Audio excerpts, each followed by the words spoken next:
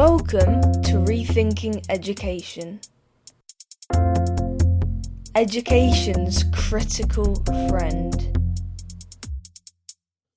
Okay, I believe we are now live. That happened more quickly than I was anticipating. We're live on Facebook. Welcome to anybody watching us, and welcome to everybody on the screen. There are lots of us today, rather excitingly, and we have a stellar cast and a theme for the first time. We have a theme, as you will see when we start talking to people, of self-directed learning. Everybody's got an interest in this. So let's whiz around the screen, and if you could just briefly introduce yourself and say where in the world you are and what your interest is in self-directed learning. So let's start with Artemis. Hello, I'm Artemis Pratt. I am the founder of The Garden, which is a learning community for young people in Bristol. I am a home educator, and I also work for Phoenix Education Trust on the Freedom to Learn programme.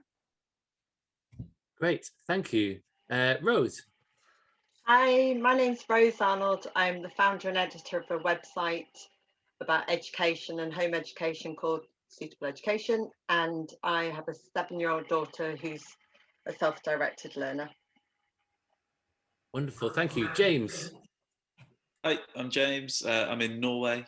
I'm a teacher in the PYP, and I'm kind of new to the whole unschooling self-directed scene, and I'm really interested in learning more and also how to kind of bridge a gap between the two systems and kind of do things self-educate within a school system. Thank you. Can you just explain what the PYP is in case anyone doesn't know? Yeah, it's the International Baccalaureate, the primary years program. Right, thank you. And Naomi Clark.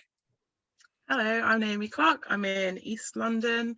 I'm a home educator to 2 children. They are 10 and 6, both neurodiverse, which I'm also neurodiverse as well. They're self-directed learners and have been forever. And I'm particularly interested in sociocracy. I'm a permaculturist as well, and just sort of interested in everything to do with democratic education and self-directed education for children. Thank you. And could you also explain what sociocracy means, in case anyone doesn't know what that word means? So sociocracy is similar to democracy, and the thing that sets it apart is that sociocracy is consent-based. So if you're working in sociocracy, everyone in the group has to consent to a decision before it is passed, whereas in democracy it's much more majority rules. However, some democratic groups and democratic governances do use a system that's very similar to sociocracy, and sociocracy also has a double link in the circle structure. So when you work in groups in sociocracy, there's a top-down and a bottom-up movement of decisions, etc. as well. I hope that's clear. Right, okay, thank you. Maybe we'll get into that later. Naomi Fisher. Hey, I'm Naomi Fisher. I am a clinical psychologist, and I'm also an author. I wrote a book called Changing Our Minds, How Children Can Take Control of Their Own Learning, in which I'm trying to really make the case that self-directed education makes sense from what we know about the psychology of children and developmental psychology. I'm the mother of 2 self-directed learners. They were home educated for 6 years, and then they've been in 2 self-directed learning settings, and we all currently live in Hove, so they're at the Self-Managed Learning College there. Where I used to work at the Self-Managed Learning College, and Artemis is also in the process of helping set up a second one over in Bristol, which is wonderful. And Naomi's book, by the way, that she just mentioned, Changing Our Minds, I highly recommend it. I don't know if you can see this because of the weird background, but there's a forest of sticky labels sticking out of my copy, because there's just so many lines in there that you just think, oh my goodness, that's a killer line. And then there's just so many of them. I need to plant a tree to offset all the plastic sticky labels that I've been using. So I highly recommend that book to anyone who hasn't read it. And I know that a number of people on the call have read it, some of them more than once. Aliyah. Hey everybody, I'm Aliyah. I'm based in East London. I'm a very relieved post A-level student and founder of Pupil Power, which is a youth movement trying to reimagine education in the 21st century. I'm really interested in this idea, similarly to James. It's something new to me, because I've been in mainstream education that's sort of done to me. This concept of self-directed learning is really fascinating, and I'm here to learn more and contribute So yeah, thank you for having me. Absolute pleasure. Amelia. Hi, I'm Amelia Peterson. I teach education policy at the LSE, the London School of Economics and Political Science, and I'm about to move to a new university called the London Interdisciplinary School. And I'm interested in the funding and indeed regulation of self-directed learning and how it can be grown. Yeah, thank you. And Amelia also, while we're doing all the book plugs, co-authored a fantastic book called Thrive, which is she co-authored with Valerie Hannon, and it is absolutely brilliant as well. And I recently interviewed Amelia. She'll be on the soon to be appearing on the podcast. Really recommend that. So thank you. Kate. Hi, I'm Kate McAllister. I'm in Dominican Republic. I used to work with James. We worked together for, I don't know, several years on the beginning of our self-directed learning journey. And mine has continued, and it's brought me all the way to Dominican Republic. And I have opened a self-directed learning space for world schooling families. So we have about 40 children who are coming together to do self-directed learning in the same space. So I am really keen to learn from people who've been doing this for longer than I have. I've read Naomi's book. It's an absolute gift. I'm recommending it to all of my families who are struggling with the beginnings of unschooling. Like James, mine's on Kindle, but almost the entire book is highlighted with this blog, that blog, all of the things that I'm going to use. So thank you very much for writing that, Naomi. And Amelia's is next on my list. So yeah, I'm really excited to have this conversation about self-directed learning with you all. Great, thank you. Lox. Hi, I'm Lox. I'm currently 9 years old and I'm in the UK. And I love acting and skateboarding, and I'm really interested in having a voice in rethinking education and just sharing and learning with other young people and basically everyone. Yeah, thank you. And I know you listened to the podcast. I just published a podcast with Tom Sherrington and Adam Boxer. I know that you've listened to that, and your mum said that you had some thoughts that you'd like to share on that. So maybe we'll get into that later. You're very welcome. And so Lox also is a self-directed learner. You haven't ever been to school, have you? No. And Yumna. Hi, I'm Yumna. I'm 16 years old. I'm based in Inner City, Birmingham. I'm the elected youth MP for Birmingham and chair of my youth council. And I'm really interested in self-directed learning because I've been, educating myself about the flaws in the education system and launching Resilience, which is a youth-led organisation with the mission of elevating key systems in humanity. Thank you, James, for inviting me here. Absolute pleasure. And I learned through speaking with Yumna yesterday that she also has a book that she wrote in year 8, like you do, which I bought on my Kindle. Do you want to explain a little bit about that, Yumna? Yeah, so it's a book that I co-authored with my cousin. It's called Struggles of War. It's available on Amazon. And my portion of the book was about the war in Palestine through a child's lens, exploring the psychological impacts that it has on a child and the resilience that they endure through going through a traumatic experience like that. My cousin's part of the book was similar, but it was set in Somalia. And we merged the two together, and I found it like so interesting talking about something that I was passionate about through writing a book. Yeah, thank you. It looks fantastic. I read the first few pages. It looks really engaging and important. Writing about the lived experience of people living in war-torn places. Right. So with this being a self-directed theme, I feel like it's like I don't really want to ask too many questions. I want to just see what emerges. But I have a sort of a general theme, which is that the way in which education is so often conflated with schooling. And I just want to sort of to tease those apart, because people often, don't really think, if you say things like, schools are a bad idea and shouldn't exist, you don't really hear that many people saying that these days. But lots of people think it, clearly, because lots of people choose not to send their kids to school because they think that they're better off not going to school. So I'm interested just to hear what people's thoughts are on this. And anyone who wants to jump in first, please just raise your hand. What are your thoughts on this? Like, do we even need schools? Is school a net good idea or a bad idea? I think school is sort of a bit of a bad idea. I mean, I guess it's like, it is a nice place. I mean, we're not doing it right.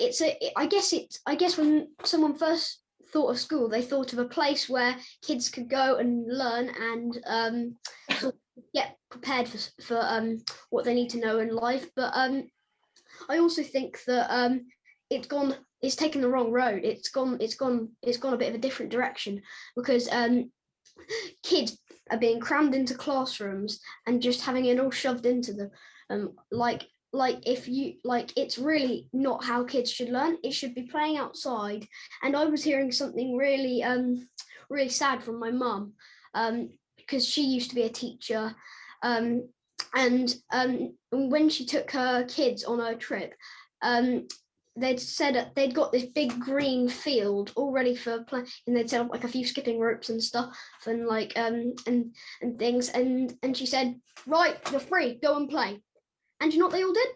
They all went over to the corner and just cried, because they didn't know how to play without being told how to play, because all they had in school was just a bit of tarmac and a few things to play on, like some like swings and a climbing frame, and so they'd been they'd been brought up in the city. They hadn't been brought up in the countryside, and it was like, and that is like permanent. And most of them just went and cried in the corner, and like, I mean, a few people were brave and like went and played with the skipping ropes, but it was just really sad to hear that from her, I think. Yeah, thank you. And if ever there was an advert for like not sending your kid to school, I think it's Lox, because it's wonderful to hear you sharing your thoughts so articulately. Yeah, that's really, really powerful. Thank you. Naomi Clark. I think in terms of saying, do we need school? I think there needs to be a system in place for childcare to happen, because of the way the system of work is in our country. So without changing all the systems on all the levels, we have to have a system in place that allows people to be able to work, unless we go into something like having a universal living income, so that everyone has a definite amount of money coming in, then they are able to make actual choices. I feel that a lot of people aren't able to make choices. They can't afford to make choices. It's not actually part of our society. So whilst I love the idea of saying, yeah, no, let's never have school again, let's let everyone run free, it's not possible right now. Yeah, thank you. Let's go Artemis and then Rose.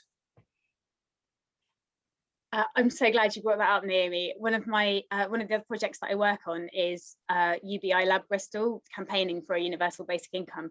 And one of the things that I passionately believe is that a universal basic income and self-directed education both support and also need each other. I had a really interesting conversation last year with someone who said they thought that the biggest problem with universal basic income was actually the potential mental health crisis from people not knowing what to do with their lives if they're so used to living it on rails and always being told what to do.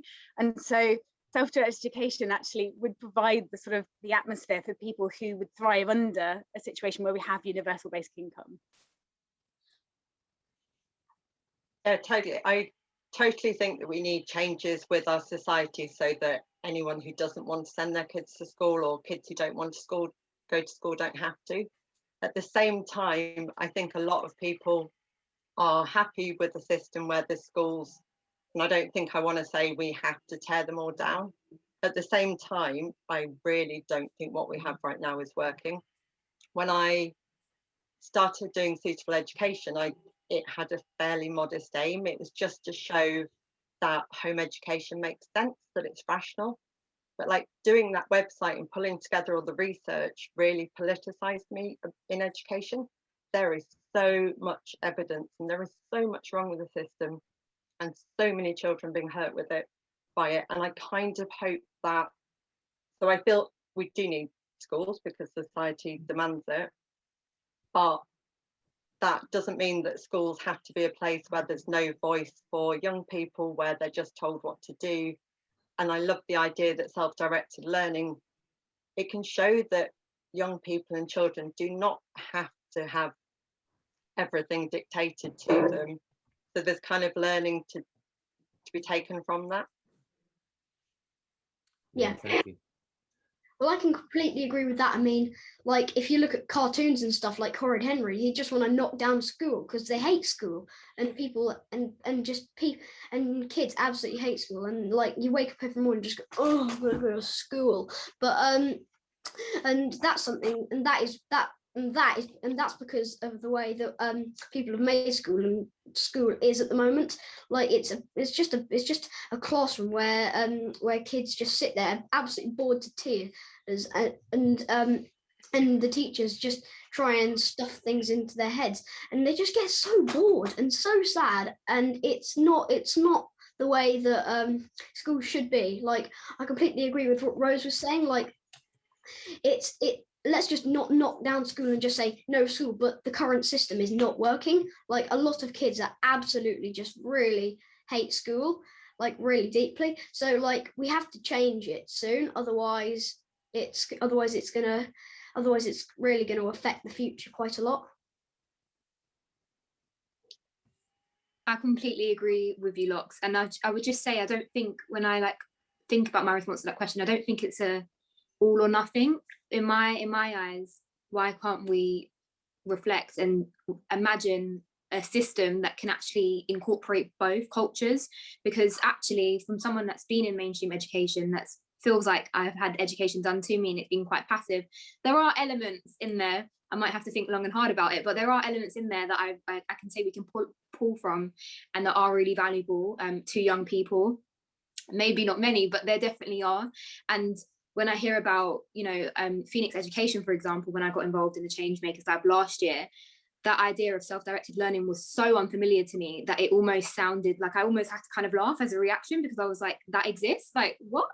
And so it's I think for a lot of young people, especially those that are around me, they would agree it's really unfamiliar, and it seems like something that's in another planet entirely. And so when you actually start to become familiar with it and actually understand the impact that it's having on young people and their learning, and this idea of how, yeah, you can actually be trusted to be a learner. And I think that's a massive element of it. Like, I don't feel like we're trusted as learners in school as much as young people like Lox, as he's self-directed to trust. I remember the first time I met Lox, he said that on a Saturday morning he was doing maths.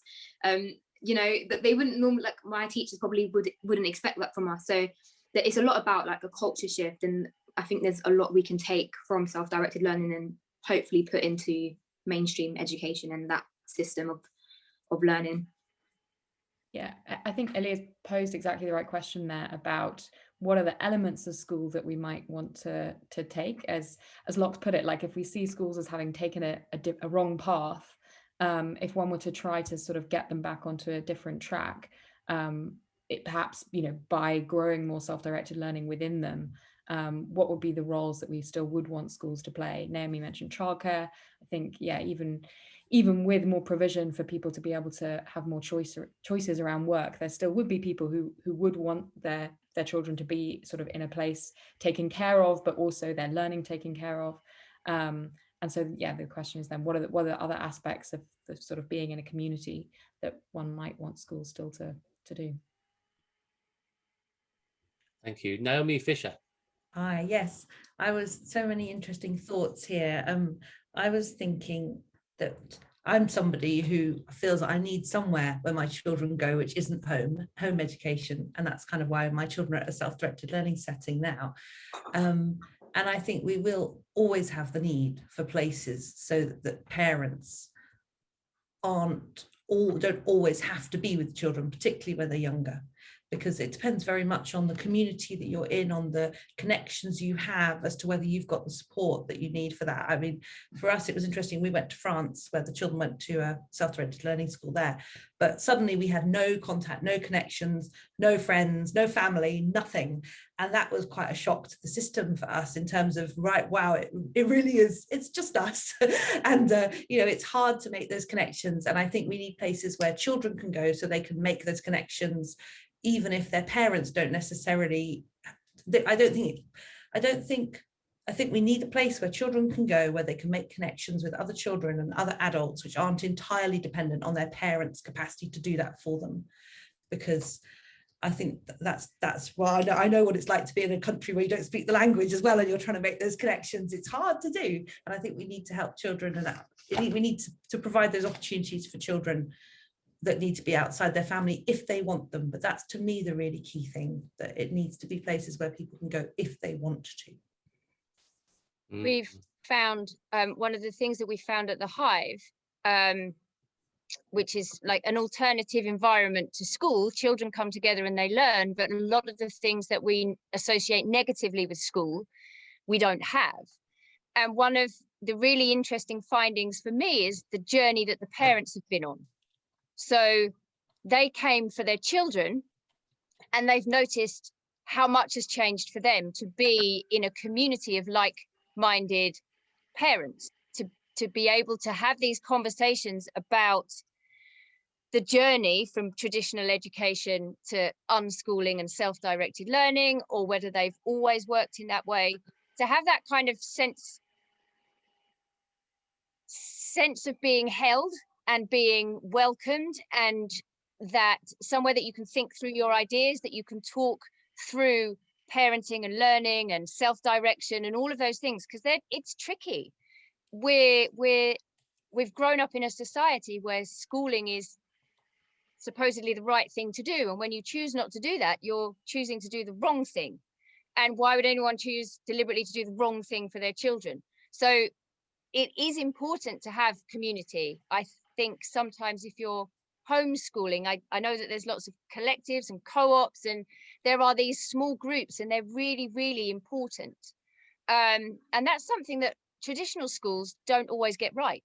That sense of community for the parents as well, where they can talk about their children's education and support one another, isn't really there. I think it is more there in the self-directed learning community than it is in the traditional learning community. So that's something that we could, for sure, change. One of the reasons why I set up the garden was because I became interested in home education when my eldest was very small, and I loved the home education community for so many reasons.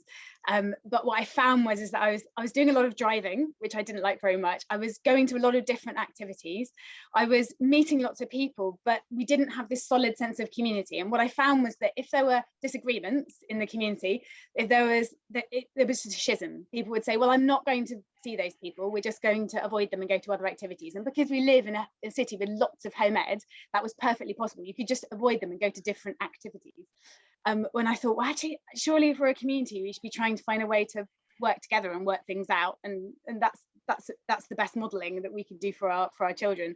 And also, I didn't want my children just to be doing activities. I wanted them to have free time with other young people to work on their own projects, not projects that were just the things that were offered.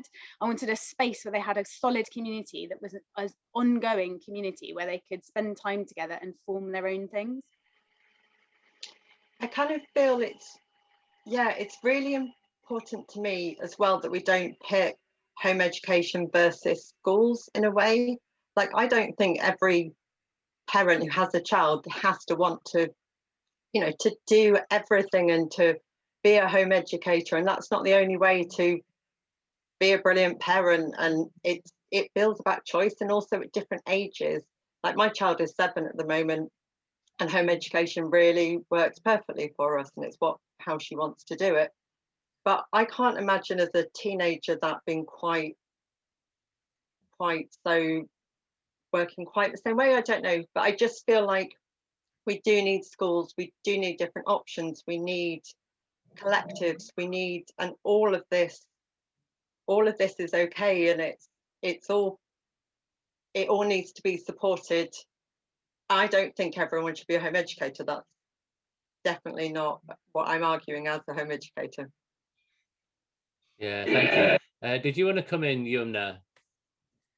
Yeah, I was going to say that I don't think that it should be like Rose said, mainstream versus like home ed.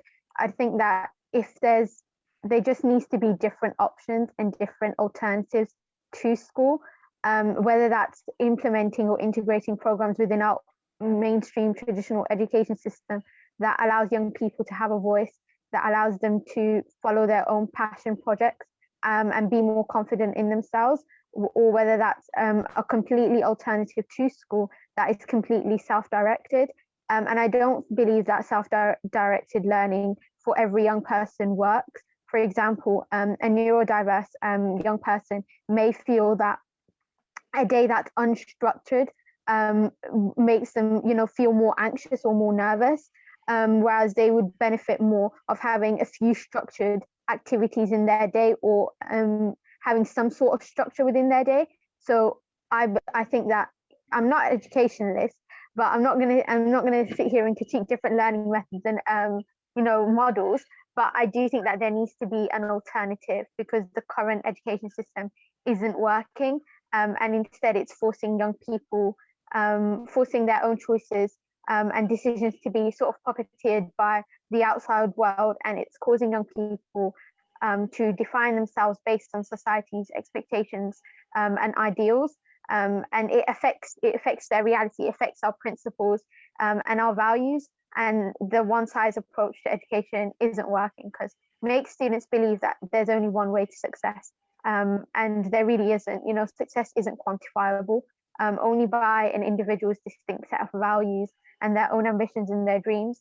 So yeah, I'm not saying that traditional education is totally bad. There are aspects that we can take, like Elia said, obey. There's more things that I really do like about the schooling system, but there are some things that we can learn, and that we need to work in a systemic approach where we're including the views of parents, of teachers, of senior leadership, of different young people, of everyone, so that we're able to have it to work more as a collective, rather than being separate in our ambitions and our aims. I think we also need to think strongly about the privilege that's involved in being able to home educate. When we look at sort of intersectionality, the more areas of disadvantage people have, the less likely they are to be able to make that choice for their family. There are a lot of people that I'm sure would love to be able to home educate their children, but just feel completely unable to do so for various reasons. And we need to start looking at how this can be funded. There is money out there for every child. There should be money out there for every single child.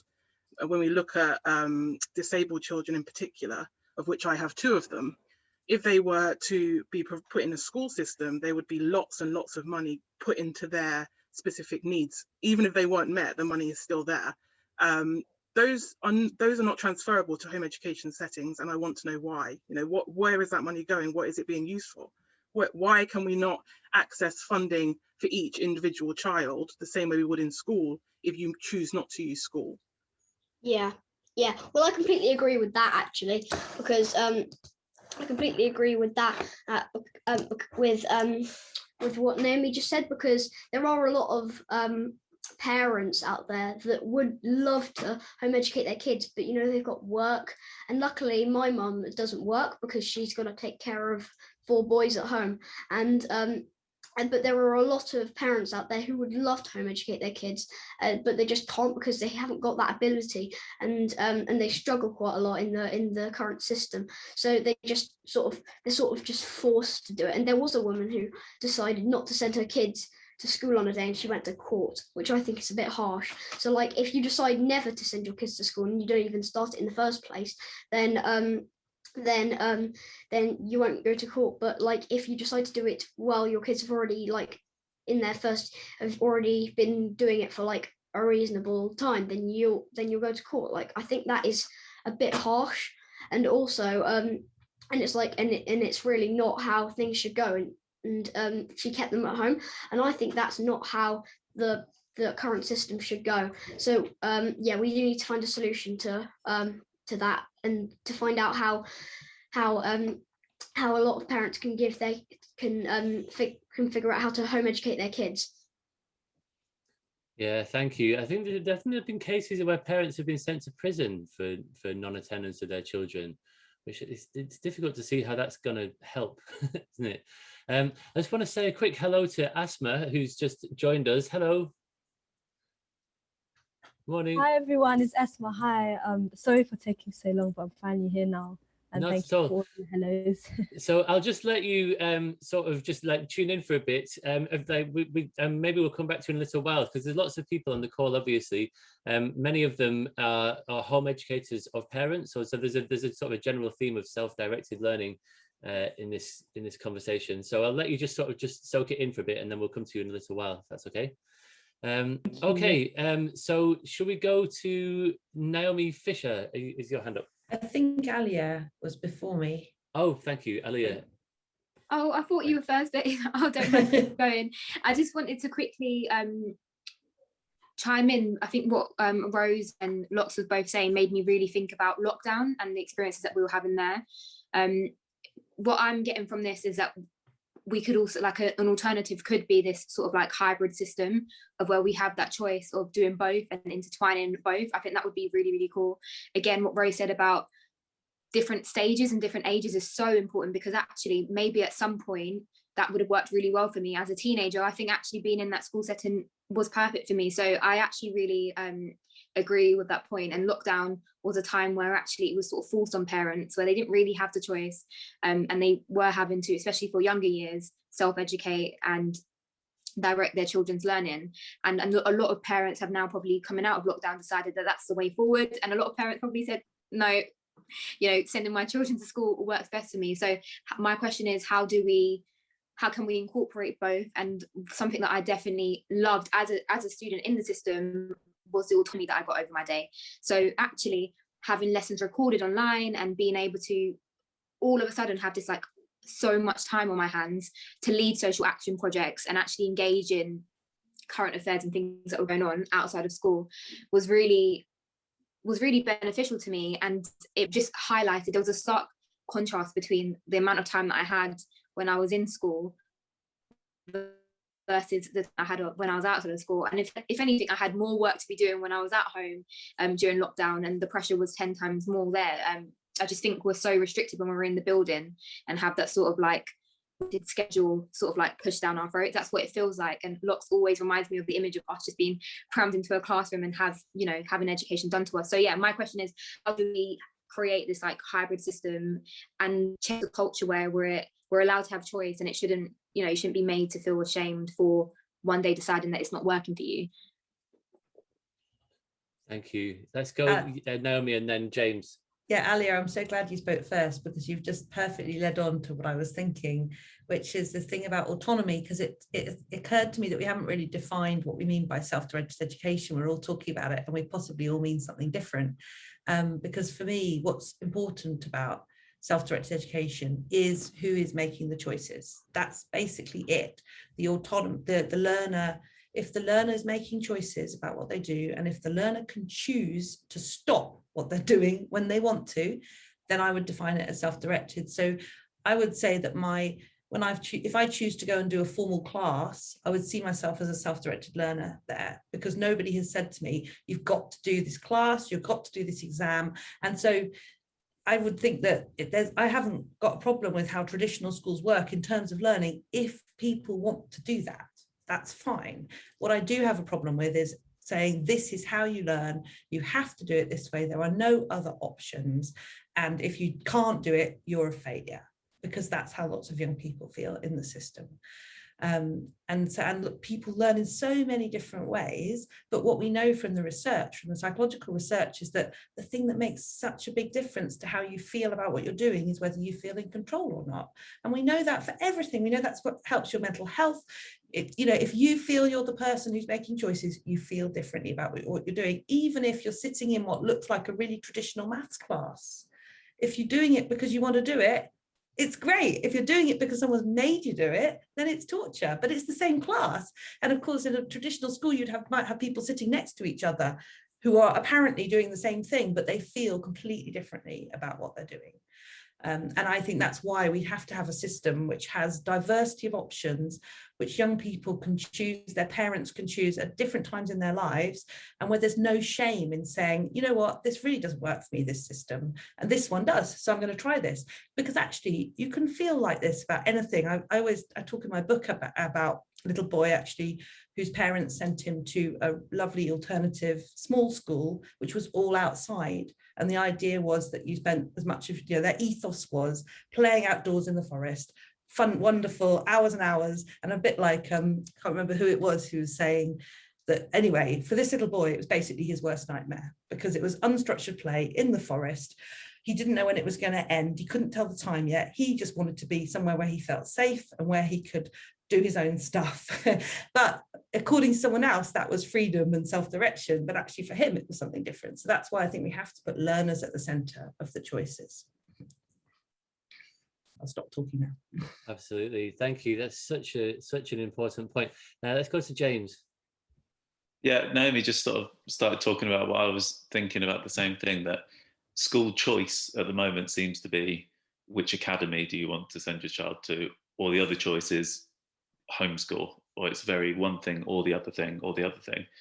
But I'd love to see something where you could sit as a family and choose, all right, well, Mondays you could do that in the afternoon and go to that school and do that, and then on Tuesday you could stay at home, and on Wednesday evening you could do this. You could do an apprenticeship on Thursday, and all the myriad things you could do in a town, anywhere. But it seems to be so limited at the moment. You have to do one thing or the other. And I think that would be something really amazing to see, that it's just everything's cracked open, and then you can use all different aspects of the place.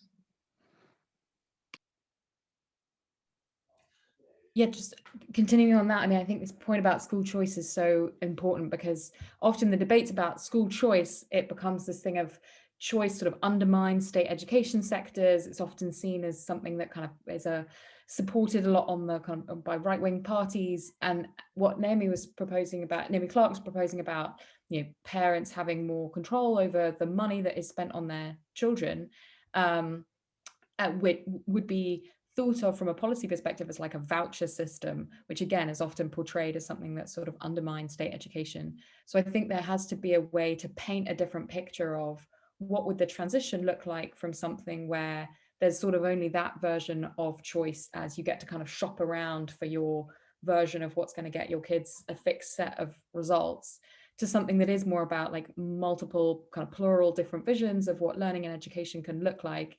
And also that if there's sort of money being taken away from traditional schools, that really all that matters there is the livelihoods of the teachers in that system. So sort of our teachers also being given a choice about what kind of setting they're teaching in. So it's not so much about, state education is just an institution, it's just the people within it. So as long as the people have somewhere to go, which hopefully, for many within the state sector, there will be better matches in different kinds of environments. I think that starts to sort of dismantle that argument that choice is always just something bad that kind of undermines state education. Yeah, did you want to come in there, Kate? Well, yes, I did, but Amelia said lots of the things that I was thinking. And we're not very practiced at being flexible, I feel. We're not very good at trying different things on for size and evaluating whether or not they work for us. And you can do that, and it's okay. And I was thinking about what James was saying about, so I've been sort of reimagining education as a patchwork rather than ladders. So if you think about everything that you learn in a lifetime as a patchwork quilt, every conversation you've ever had, every class you've ever been to, every book you've ever read, every independent thought you've ever had, and how they've shaped who you are and what you know how to do and what you know. It doesn't matter what order you put them together in, and you can kind of make your own pathways through that make sense to you. So when you go for a job interview, you pick and mix the pieces of information that make sense for that job. When you walk into a dinner party, you pick and mix the anecdotes that you're going to tell that make sense to that social context. We could do that. We could organize education and learning experiences in schools in a similar way, if we weren't so terrified of what might happen if we gave people choice. Because in my experience, people are quite good at knowing what they need. Once they're told they can meet their own needs, recognize what your needs are, and then figure out how to meet your own needs. People are quite good at that. And the more we do that with children, the better the more adept they become at meeting their own needs. They know whether they want to go to a traditional type of classroom so that someone can chalk and talk at them because they want to learn a particular thing, or they want to go off and discover and figure it out by themselves. Even though they know there's a book that they could read that has the answers, they want to figure it out by themselves. And it's not an either or thing. Life is a patchwork of different ways of learning things. And I think that we could do that on a much grander scale if we trusted that the wheels wouldn't fall off and that people wouldn't go uneducated. And that's a fear thing. Thank you. Yeah, I mean, I'd like to open up this question of self-directed learning within schools. Before we go there, I just wonder, like, Asma, have you got any thoughts on what you've been hearing so far? Yeah, I mean, I've been hearing loads of great things that are really like getting the cogs in my brain whirling about my experiences with education, specifically what Kate said about how we should approach it with a patchwork approach. But I think students and teachers, in my experience, students and teachers are willing for that flexibility and are willing to try something new. But where there's obstacles and where there's restrictions, I think it comes from the top, from senior staff, from government imposed curriculums and things like that. So I think, in my experience, there is a general consensus that things do have to change, and the way we approach education shouldn't be linear, but it should be, like Kate mentioned, in a patchwork way where we look at things in relation to each other rather than subject or education in compartmentalized groups. But my frustrations with that is that the people in those institutions who have the power to sort of start things from the top down are really hesitant in doing that, because if you allow people to learn what they want to learn, that's inherently a challenge of authority in itself. So I think these conversations really inspire me and really excite me. But in the back of my mind, there's always that niggling thing that, like, what can we do in our power? That's my question for today. Like, what can we do in our power to implement these things that everyone's been talking about today? Yeah, thank you. Yeah, so let's open this question of self-directed learning within schools, and I'll start with a provocation, if I may, because this came up in a recent conversation that I published yesterday on the podcast, conversation that I had with Tom Sherrington and Adam Boxer, who are both quite traditionalist thinkers. And I was talking to them about a previous Campfire conversation and how some of the young people, I think it was Lottie and some other people, had said, like, it would be nice to have a little bit of time at the start of a lesson, for example, just to catch your breath. And I know that Kate does a lot of work around this, around sort of self-regulation and just adjusting from being, bounced around from classroom to classroom. And their response to that, I think Adam's response to it was that even though young people might say that, they don't always know what's good for them and that they don't always make good choices. And you could expand that more widely to self-directed learning. And I know that this came up in a previous conversation that we had, Yumna, that you were saying, like, if you would like there to be more opportunities for self-directed learning within schools, because then you could learn about, your passion projects. But I suppose a counter argument would be that while some young people might do that, other young people might make choices that aren't so good for them, and Adam equated it to like being in the canteen at his school. They just have a healthy choice and then another healthy choice, and chips is not an option, because if you only have, if you take the choice away from young people, then you can help them to make more healthy decisions. That's the provocation, and I know that lots of you will have things to say about this. So let's go Artemis, and then we'll just follow the hands up. So I did a PGCE year before. I finished the PGCE last year, and what really struck me about the experience of being in a mainstream school, which I hadn't been before then for about 30 years, was how tightly controlled, not just the learning, but every moment of a young person's day was controlled. And it was so striking, because actually that was quite different from my experience of school. We didn't even have a curriculum when I was in primary school. And I think that it's very much about fear. It's very much about control. And I think in a way, schools have become training grounds to get young people to accept authoritarianism. And I think our movement is deeply political, deeply political. I think when people speak from this fear, I think it really comes from this place of whether you fundamentally have a faith in humanity or you don't. Like, and I do have a faith in humanity to do the right things and make good choices, even if we make mistakes along the way. And there's this great quote about it's better to own your mistakes than succeed on someone else's terms. And I think if we're looking at the long term, it's better to make those mistakes early on and find out what isn't good for you yourself, so you really know it, other than to be told and just live your whole life on rails, not really knowing who you are or what you really want.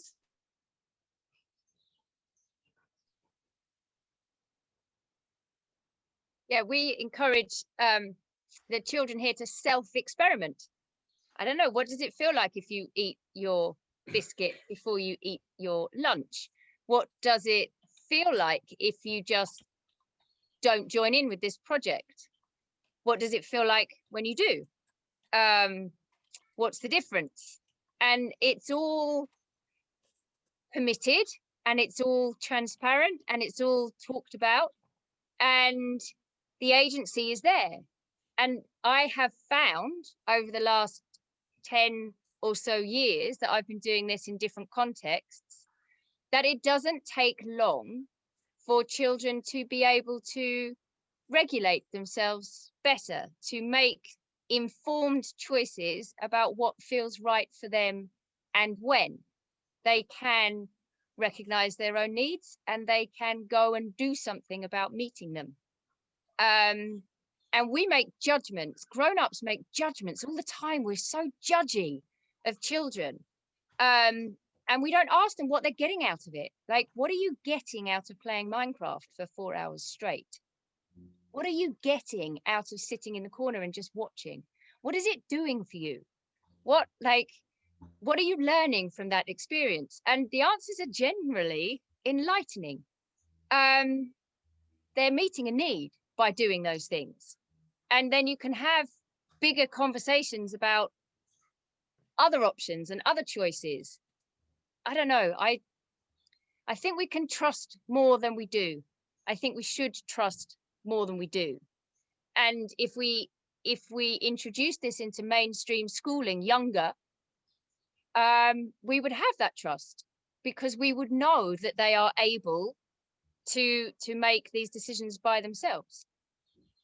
And then the kids who struggle, who are more dysregulated than others, we can spend longer with. We can allow the children who are able to self-direct confidently to just go and lead their own path. And the children who need more conversations and somebody to walk beside them for longer, we have the capacity to do that. Yeah, absolutely. A lot of what I was going to say has already been said. Really great points that have been made. However, there's a film, I don't know if anyone's seen it here. It's by Wandering School. It's called School Circles, and it's looking at democratic schools in, I think they're in Holland actually, and looking at the way those schools run. So a lot of them are actually state democratic schools on there. In Holland, they have a different system to here. I think it changed quite recently, though. It used to be much more similar to here. And they actually allow some schools to have democratic governance. So the students are involved in all levels of the school and making decisions about what affects them in their day-to-day lives and in their educations. And if you ever get a chance to watch it, I really urge you to do so. You'll see just how amazing the young people are at making choices that affect them. It's not a problem, and I don't understand why it's ever been made to look like one. Because young people, even there are some children on there that are even 5, 6 years old, that they have a facilitator in the group with them to sort of ask them questions or see what their opinions are, etc., and to sort of hold the group, shall we say. But they are able to make very, very, very complex decisions and work things out within their group to really affect change in their spaces. And I just don't understand why the trust is not there. Well, I kind of do. It's not there because we don't want people to have that trust and to have that level of responsibility, because if they do, what could they do? You know, where's the limit to it, I suppose. But I mean, even the young people we have here, the ones, you know, you guys have been to school, for instance, and still you've come out of it with such a high level of clarity in the way that you want things to be for other young people. And imagine the heights you could have reached if you hadn't been having to push yourself through the system that hadn't worked for you. So I do believe there is a possible way to make a balance within allowing young people to have a say directly in the things that influence them and cause issues for them every day. It doesn't need to be that everything is decided by adults. It doesn't need to be that everything is decided by children either.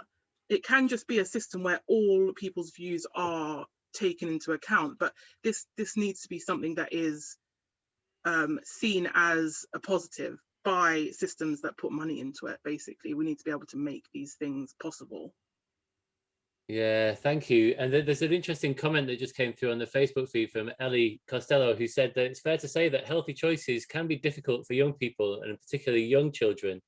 But it's on the adults to help inform and guide them in making good decisions, not coercion and control, which I think is a nice way of resolving that tension. Naomi F. Yeah, I suppose that relates nicely to what I was going to say, which is that I see learning how to make choices and decisions as part of the work of childhood, part of education. And I think if you take that away from somebody and you say, I'm going to make these choices for you because I don't trust you to make them for yourself, and I don't think you'll make good choices, then you take away that opportunity to learn how to do it. And I think I saw that quite clearly, I think, in my own peers growing up, that we all went through the system. I was a success of the school system, and we got to university and lots of people fell apart because suddenly we did have to make these choices for ourselves. Nobody was making us go to things. Nobody was organizing our day. Nobody was making sure we made good choices, quotes. And so many of us didn't. And personally, for my children, I would rather that they have the chance to make poor choices, less healthy choices, whatever choices as children, when actually the consequences are far less severe. You know, it is a protected time, childhood. It's where actually the consequences of your whatever decision it is are relatively mild compared to how they are when you're in your early 20s. And that's, I think we are taking away the opportunity for children to learn these things. And the way I would think about it as a psychologist is our executive functioning. I think you might think about it as metacognition, James, I'm not sure, but I think about the prefrontal part of our brain where we're learning how to think about our thinking and how to make choices for ourselves and problem solve for ourselves. And every time we just say to somebody, you know what, I'm going to make that decision for you, I'm going to make you do that, we take away that opportunity to practice that really crucial skill. And I just think the whole thing of they will make the wrong choices is seriously misguided, because that's part of learning. We have to have that freedom to make choices that other people might not want them to make. I have that now, and I know that if I'm forced to make a choice, even if I know it's the good choice, I feel bad about it. I feel resentful about it. I want to know I'm choosing that. And why would we assume that our children are any different? Again, just everybody's points are like, I'm agreeing with so much that have been said. A quick story, an anecdote that I thought of like straight away was when I was in year 11, and I had a senior member of staff who I actually did have a great relationship with pull me to the side and was like to me, Aaliyah, this is really unrelated, but we had to check the CCTV cameras because of an incident that happened at lunchtime, and I couldn't help but notice you do a roly-poly on the floor, like at lunchtime, just put it out there by your lockers. That's really unacceptable behaviour as somebody that's going to apply for head girl, and I would just definitely recommend you don't do that, because people look at you and, you know, it's not a great role, you're not a great role model for doing that. And I remember coming home and having to laugh to my mum, because I thought, I'm literally 16 years old, enjoying my lunchtime. Maybe rolling on the floor wasn't, you know, the best, but why is that? Is it? I think it should be something that I should be doing if I want to do it. And so the reason why that made me laugh is because I was a child enjoying my lunchtime, having fun in the only bit of free time that I got, and already that was already being told that it was seen as wrong. And that's just something like really small that I could think of, and I'm sure there's so many other moments. The other day I was doing an event for Tortoise, and the event was focused around the purpose of education, and I actually googled like what definition we have for education, and the second thing that came up was an enlightening experience. That is not the reality that we're getting right now. That's not my personal reality of like being in the system for over a decade. That is far from it. When we talk about what makes up school, when we look at CCTV, zero tolerance policies, detentions, rules, like all those things are not the recipe for an enlightening experience for young people. What is making, you know, what we spoke about. I watched The Circle of the school. Like that, to me, having that in school would be amazing. Being essentially seen as an equal and power distributed to young people as well as teachers. We're not saying as young people, we want all the power, adults don't speak. It's about having that trust and building those relationships. And I've seen it personally in elements within my school experience, and I feel like other schools can definitely pick that up. And again, like I talked about earlier, having that hybrid system of where we have both, and we're drawing upon what really works for young people like Lox in, you know, when he's able to have self-directed learning. So I just, yeah, that just really sticks in my mind. And I just really want to draw a point before when we spoke about what we can actually do practically in schools now, because I think after this conversation, people listening, I don't really, although they could be agreeing with us, I don't think they're going to tomorrow or even today say, all right, let me self-direct my child. I think we're still going to be in our old ways. And so how can we adapt? How can we actually include those alternative methods and elements that we really, really like? And that just starts in the classroom. You see it, some teachers would say, what do you want to do today? Or how do you give us options even? Would you prefer me to talk you through this, or would you like to do it independently? Just having those options that I actually got to see in year 13 at the end, like when we meant to have study leave, I was able to come into school and do study if I wanted to, or actually stay at home. Like those little things there can happen like now. It's just a matter of, do you want it to happen? And if not, why? And the consequences definitely outweigh in the long term. If we look at the patchwork and not seeing, you know, school as a ladder, if you make mistakes now and it costs you an extra year of staying in school, then so be it. Why is that a negative thing? Yeah, thank you. Let's go Asma, and then James, and then Rose. Thank you. So Aaliyah, the image of you doing a roly-poly by the locker really made my day. But yeah, I just wanted to add on to this thing about choice, because there is an irony in our education system. Throughout secondary school, we're not given the choice to, you know, study what we want, read study texts in class. We don't get a choice of like who's our head teacher. It's always, everything's imposed on us. Maybe we do have leverage with what GCSEs we pick, but I think that's as far as it goes in terms of our choice. And then we turn 18 and we're expected to know what university we want to go to, know what we want to do when we leave school. We're expected to make all of these life-changing choices all of a sudden, having had a school experience where everything has been spoon-fed to us and prescribed to us. And I think that irony, that tension is really why by the time it comes to like the September of year 13, a lot of students are stressed and confused because they don't have a clear idea of what choices they should make, because they haven't had that practice of making their own choices without anyone sort of forcefully guiding them through specific decisions. So I think it would be allowing students to have, the earlier we allow students to make their own choices about everything in schools, the more prepared they will feel for that transition into adulthood, where choices have much more deeper consequences. I was going to talk about the original provocation about the secondary teachers in a mainstream school, right? And if you've got 30 young people in front of you who have gone through years of being told exactly what to do, and then you just release the valve and say, "Oh, you can do what you want now," they're probably not going to go, "Actually, do you know what? I really wanted to study Latin, so I'm going to go and do that." They're going to choose Minecraft if it's there. They're going to choose to sit on a phone if they've got the choice, because they've not been supported to do anything else. But I think if you have time, it will steadily go. I've never been homeschooled, and I've not been a part of it. But I imagine the whole deschooling thing that Naomi talks about in her book, it takes time, but then you start to find yourself on what you want to do. Just 5 minutes on it in a day you're not going to have some miracle where all the kids are going to go, yeah, they do something you want them to do. And plus with mainstream schools, it's all about efficiency, isn't it? You need to get every minute out of that lesson to increase your grades at the end of the day. So yeah, competition and efficiency doesn't really lend to self-directed making good choices. And I think I saw Alfie Kohn say recently, like, the way you get good at making choices is by making choices. You can't get good at football by sat on your ass having someone talk to you about football. You have to go out and try and play it. You know, you have to do the things.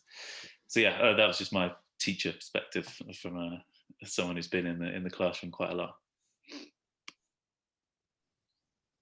Thank you. Let's go Rose and then Amelia. Yeah, so I was thinking this question about how do we make self-directed learning work in schools, and what Aaliyah was saying about how do we create that system. And if you think about it, we're so far away from it, because even schools are not able to decide what they want to do. In your interview, James, with Tom Sherrington, he was quite passionate and emotional about the effect of Ofsted and the effect of accountability, and how much that hurts teachers being measured in that way.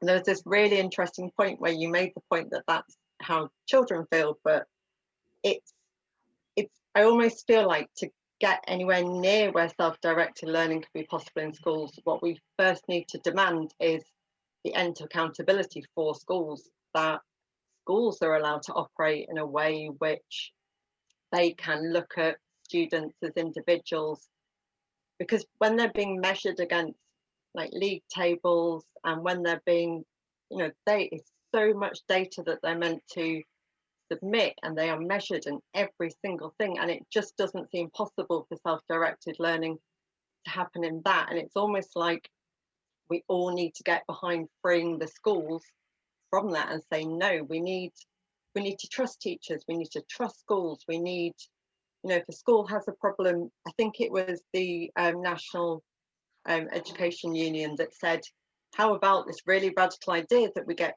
peers together of head teachers to like help each other come up with solutions? And that's so far away from this like pitting one school against another. And I think we need that, because then schools can think, what does this student need? And it kind of all feels like that would set everything free, and then we could start to talk about how we do this and so on. Kind of need an end to saying it's okay to measure everything, because it's not. Yeah, maybe on that, there are definitely models more of kind of professional accountability that would be more about schools talking to each other, and there's a sort of informal accountability that just comes from talking to somebody else about what you're doing. I really think most people in education really want to do a good job, and there could be a lot more flexibility with those models. I also just wanted to pick up on what James was saying about that the difficulty is of that transition from going from having had no choices, and what Asma was describing as well, having had no choices, to then suddenly being asked to have choices. And just share a really practical thing from developed by some schools in British Columbia in Canada, where there is a lot more emphasis on kind of self-regulation within the school system. And one district developed something called the Decision Playbook, which is basically just like a kind of process and lots of thinking about how to make good decisions, to sort of make it a bit more of a formalized thing, make it feel a little bit more like something that you'd be used to seeing happen in schools. But really it's about young people having more autonomy, and children, and they use it, right from very young age groups.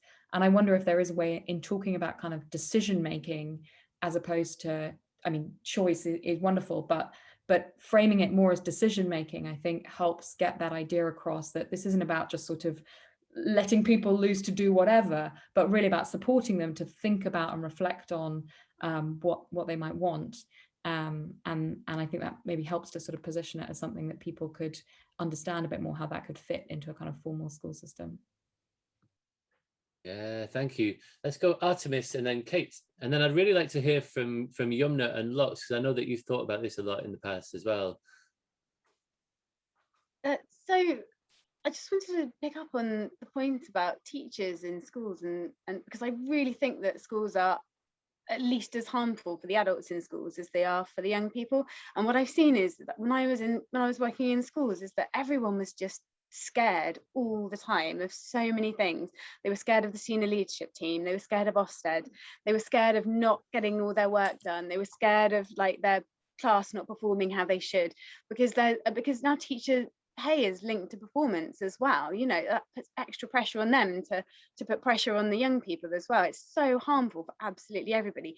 And even to the extent where the teacher trainers were also scared of Ofsted, because they are also, you know, held up to accountability. And they were kind of, I had lecturers privately agreeing with me, but saying, but I can't say this in a lecture because, you know, Ofsted are very prescriptive about how we do teacher training, which is wild. So yeah, like I think in terms of being democratic within a school setting, there were things that I did do when I could find a way to squeeze it in. So if you know that you have to meet certain outcomes, what you can do is you can say, right, to the class, right, this is what we are supposed to be learning this day, week, term. How would you like to do it? How would you design how we do this? And so it's not complete freedom, but it is a little bit more freedom and autonomy than you have, and just involving them in all the decisions that they can be involved in within the parameters that you are given. Even that just gives so much more agency and autonomy. I think that can make a huge difference. So even within the system as it is now, I think teachers have enormous power. If they're well supported as well, they can make a huge difference. Yeah, I agree. I was going to pick up on something that James said earlier, about when you give over the choice and you're worried that they're going to choose to learn something that's not going to get them to where they need to be. And so until we remove that end goal, the finishing line, until we change that finishing line, then handing over the responsibility to children to get themselves there effectively does feel terrifying, because we are going to make them sit GCSEs or the International Baccalaureate or whatever the equivalent is, that final examination. And if we're truly allowing them to be self-directed in their learning, they might just go off and do something that's not on the syllabus. So what James and I were doing 10 years ago was allowing space in the bottom half of the school for self-directed learning. We carved out some space and we practiced decision making, and we practiced self-directed learning, and some projects were more successful than others. And we talked about the processes of learning. If you want to memorize something, what's the best way to memorize something? Why do you need to memorize things? Why is that a helpful skill? How do you problem solve? Why is that a helpful skill? How do you repair relationships? Why is that a helpful skill? And we just kind of spent 3 years picking out all of these little pieces and making them visible for the kids and allowing them to test them out on learning things of their choice. But then in the upper school, they fed back into their GCSE classes, and the freedom of what they learned was taken away from them again, but how they learned remained. So they were able to make choices about how they wanted to memorize the facts that they needed for their history GCSE, or how they wanted to design the experiments that they were going to have to use in their science exams.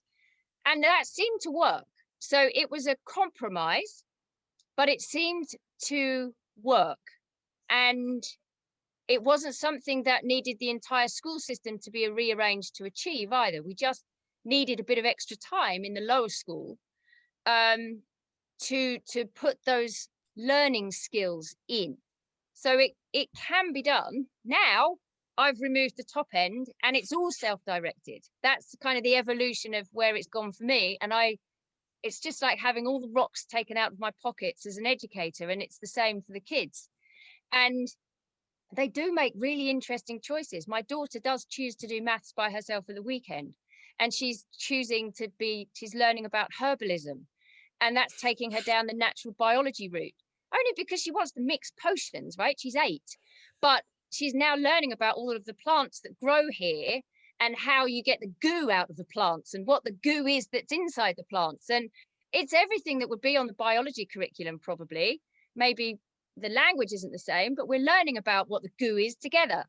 And we're learning about all kinds of things. So if she chooses to sit a biology GCSE when she's older, she'll have the skills and tools she needs probably to pass.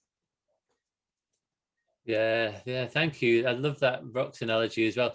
So Lox and Yumna, I'd really like to hear from you. What were your thoughts on this, Lox, as you're listening to that podcast about this idea that young people don't always make good decisions and therefore adults should choose on their behalf? Well, I think that I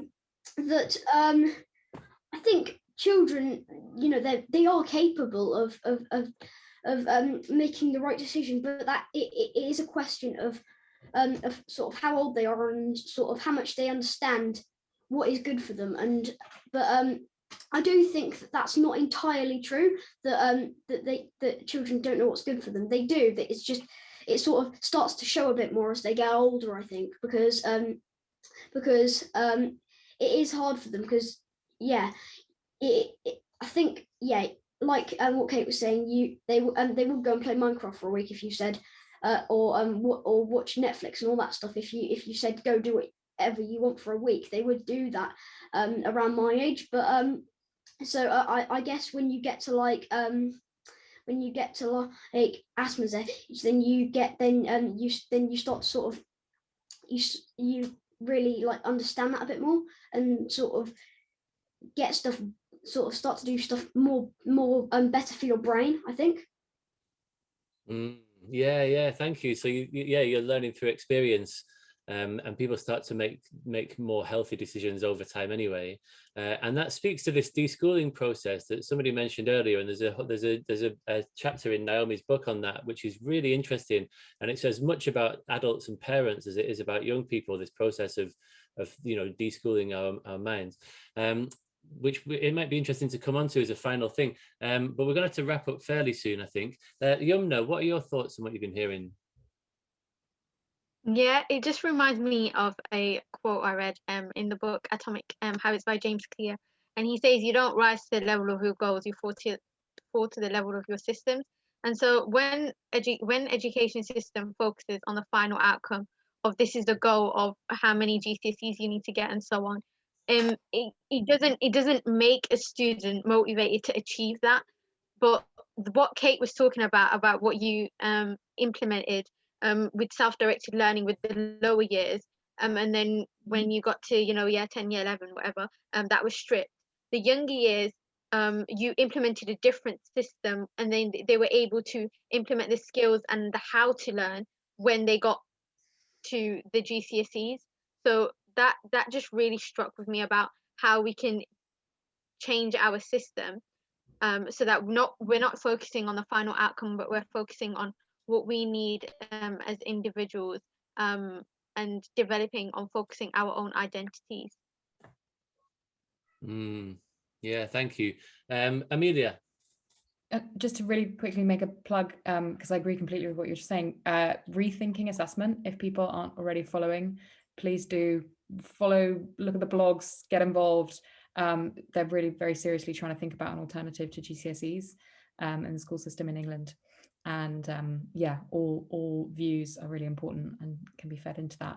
Also, Big Change, the charity, is running something currently called the Big Education Conversation, which will be leading into much longer term things. But again, if you want to be thinking about how can some of this thinking influence the sort of formal state sector, that would be another place to try and do that. Yeah, thank you. I mean, there are so many people having these kinds of conversations at the moment in quite a big way, and it is important to make sure our voices are heard in that, because there's an opportunity here. It seems like the pandemic has presented everybody with an opportunity to really just think, do we really want to go back to what we were doing before?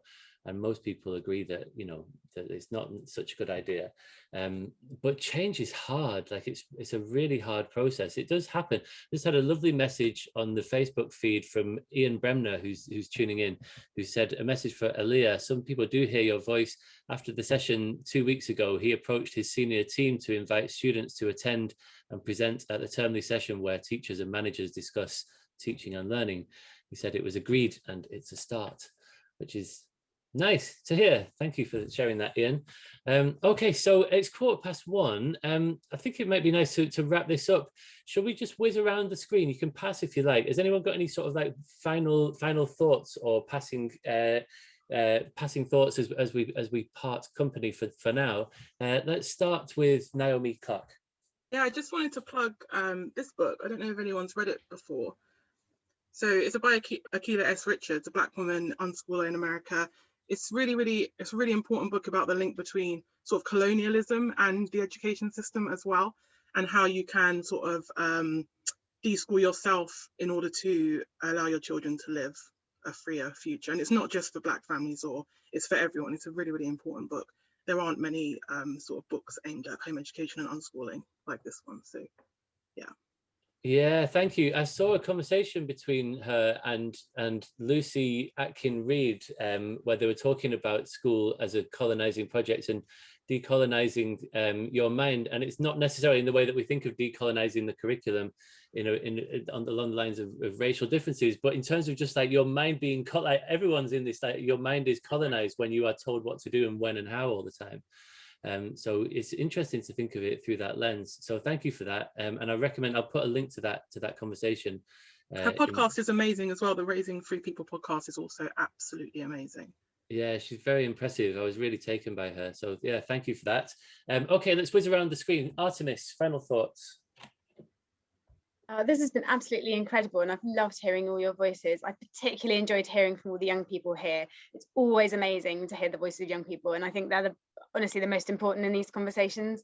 So thank you so much for your time and your voices. I would like to say, if anyone here, having heard all of this, is really interested in starting their own learning community or getting involved with the learning community, the Freedom to Learn website is freedomtolearn.uk, and there is guidance on starting your own learning community. There's a toolkit for startups, and there's also a directory of existing projects.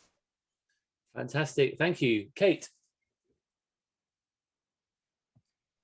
Just want to say, as always, what a pleasure it is to meet other people who want to have these conversations, and especially the voices of the young people, so that we make sure that what we're doing is achieving what you need it to do. Yeah, thank you. Amelia. Yeah, I'll just expand on briefly what I was saying before about the big education conversation, to correct that it's really more broadly about learning and education. So beyond thinking just about schools, and one of their big goals and big change is to sort of develop and promote the idea of learning ecosystems that are really trying to make connections between schools and other kind of learning communities. So yeah, really hope everybody can get involved. Yeah, thank you. And I'll put links to that beneath the video and wherever in the podcast show notes. Thank you. Rose. I'm just echoing what other people have said. It's so lovely to have these conversations, to have different people from different backgrounds kind of pulled together.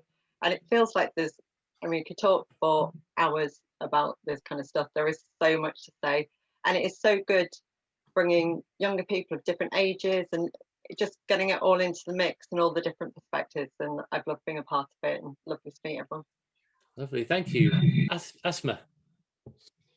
I just wanted to thank you, the adults in the room, for listening to us as well, because a lot of the time young people in these conversations are not treated as equals. So I really thank you guys for your time. It's been really refreshing to see that we're all on the same page and we all share the same passion for making sure that things do change.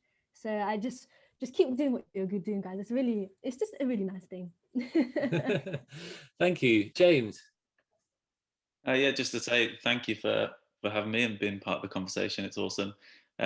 I think in education, we talk a lot about being evidence-based. Well, if you need any evidence that self-directed education works, there's some on the screen right now and around. So there's no better evidence than that, I don't think. So thank you. Yeah, absolutely. I would echo that. Naomi Fisher. Hi. Yes, thank you so much for inviting me. It's been really interesting and lovely, again, as everyone said, to hear the young people in particular. It's really valuable. And I think where I come from really as a clinical psychologist, what got me into this in the first place was working with people and knowing that when people feel powerless and when they feel they can't change the world around them, it has a really serious effect on how they live their lives and how they feel about their lives. And yet we've got an education system that is based on taking choices away and taking a power away. And how can those two things work? How can we be surprised if we're saying that so many young people are anxious and depressed when we're putting them in a system which, if as an adult, if you think about that, I know that if I had to spend every day being told exactly what to do, not having any choices, I know I'd be miserable. So I think we need to start just reflecting on what we know about ourselves and assuming that children are people too, because although that sounds like a really stupid basic thing to say, actually there's often an assumption that somehow for children different rules apply. And I think what we're saying here is that isn't the case. The things that all of us need are the things that children need, and they need choices and trust and the ability to have some power over their own lives. Yeah, thank you. And this comes out in the research in the workplace as well, where people value autonomy even more than pay. Like, people just want a little bit of say over what they do. It just goes such a long way. It is super important. And I wonder, like, what kind of a world would we see? Because, you might have noticed it's not going too well. There's quite a lot of scary stuff happening out in the world, and has been for a long time. There's also a lot of amazing stuff, but like, what kind of a world would we see if young people were taught how to trust in their own choices and felt empowered and that they had agency over their own lives? I suspect it would be a much nicer world. That's my hunch. Lox. So I'd just like to say thank you so much for having me on the Zoom call. It's been a complete pleasure getting my voice heard and listening to everyone's thoughts and ideas. So just, yeah, thanks for having me. Absolute pleasure. Thank you for joining us again. Yumna. Yeah, I just want to echo what everyone else is saying, but I do think that the new kind of student is someone who understands their own power, their own agency, their own responsibility in shaping the world. And ultimately, if we can, build that kind of new student, there will be more contributing citizens. The world would be a much more empathetic place. So thank you so much for all the adults on this call and the young people for inviting me and holding that space. Lovely to have you with us again. And lastly, Aaliyah. Again, just echoing everybody else, thank you so much, James, and everybody in the room for being so welcoming. And again, to all the Pupil Power members, and also amazing Lox for just, again, like James said, like giving the evidence of why this is really important, and also having young people actually voicing their opinions. I think there's a more fundamental problem, which is trying to identify and establish what we actually want education to do and what it's for. And I feel like that definition varies, like largely because teachers, parents, and educational leaders aren't necessarily having that conversation together. So more conversations like this are amazing. And like Amelia said, the big educational conversation is something that everyone needs to get involved, not just those that are in school. So thank you.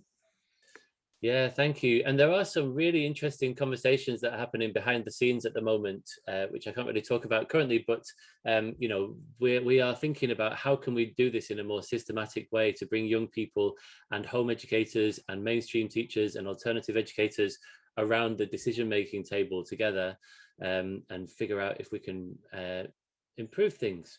And the lovely comments from Ellie on the Facebook feed as well, who said that was an absolutely amazing, affirming, grounding and inspiring conversation as always. Thank you. Did you want to add something there, Aaliyah? You put your hand up, or is that? Yeah, I just got reminded from you saying in the comment, if we can make it a thing that after every like sort of podcast that we do challenge those listening to do something in their own practice, because I made that comment not actually thinking that somebody would do something.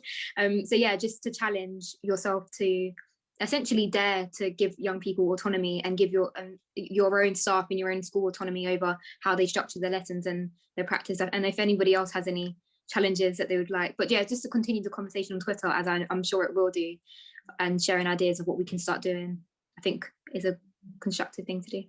What a wonderful note to end on. Dare to give young people a little bit of choice and voice, and see how that goes. Fantastic. Thank you all very, very much indeed for sharing your time with us this morning, and to everyone who's tuning in and listening on various platforms.